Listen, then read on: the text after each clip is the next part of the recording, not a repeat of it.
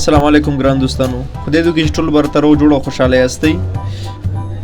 نن درته د محمد نبی د ریکارډ باره کې معلومات درکوم چې مخکې محمد نبی دا ریکارډ ځان ته لرلو، خو اوس ویرات کوهلی هم په دې ریکارډ کې د محمد نبی سره شریک شو. د افغانستان ملي لوبډلې تجربه لرونکي الراونډر محمد نبی چې په نړیوالو شل اوریزو لوبو کې د ډیرو جایزو ریکارډ درلود، اوس ورسره په دغه ریکارډ کې د هند کرکټ ملي لوبډلې لوبډلمشر او مخکښ توپوهونکی ویرات کوهلی هم مساوي شو.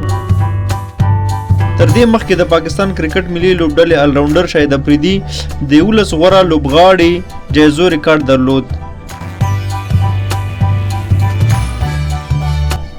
یعنې په 11 شل اوریزو میچونو کې دوی د غوره لوبغاړي جایزه ترلاسه کړې وه.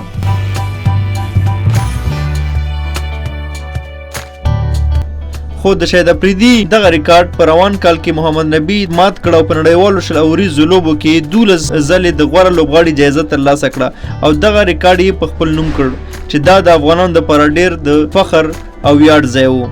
خو تازه د هند کرکټ ملي لوبډلې لوبډلمشر ویرات کوهلی د ویسټ انډیز پر وړاندې په لومړي شل اوریزه لوبه کې په زړه پورې توپوهنه نندارې ته وړاندې کړه چې په 50 توپونو یې 90 ناسوځېدلې منډې وکړې او هندۍ لوبډله یې بریالی کړه چې له دې سره د لوبې د غوره لوبغاړي جایزه هم ترلاسه کړه.